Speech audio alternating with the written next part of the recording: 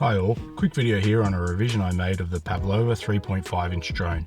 This relates directly to my previous video for modular designs. If you haven't checked that out, be sure to take a look. I'm using the exact same components, the same frame geometry, and I've only modified 3 parts. The AIO mounting plate with press nuts, the bottom plate which still uses the silicone buffers for the battery, and the top plate, which again has integrated gummies for mounting the Pavo20 O3 cage. This one has a more traditional race drone style, being designed for bottom mount battery. It's more compact overall. It still features O3 isolation and is dampened to minimize vibration while recording. I wanted to make sure I still had unobstructed access to both the USB port and the SD card slot of the O3, as well as the all-in-one itself.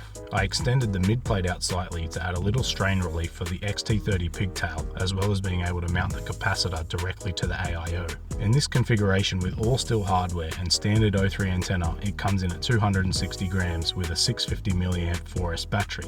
Getting it to sub 250 grams won't be too difficult.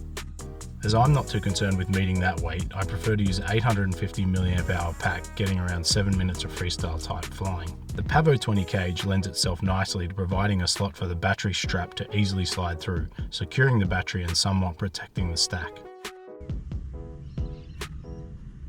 It's a little more precise in handling than the top mounted version, both still using the DJI VTX preset and Betaflight. The one trade-off and original intention for the top mounted version was being able to record and use the O3 footage with no props in view at any camera angle. Unfortunately, you lose the ability with the more compact footprint, as you can see here, with the props in the lower corners.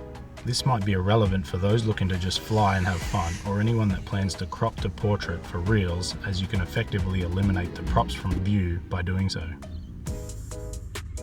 Zooming out a little to match the GoPro 8:7 ratio for those adding a stick cam into their video also results in footage with no props.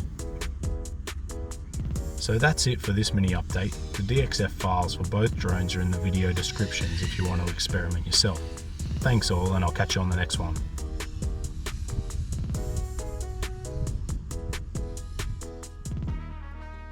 Anyone jump when I nearly hit that bird? Well, that was a little bit close.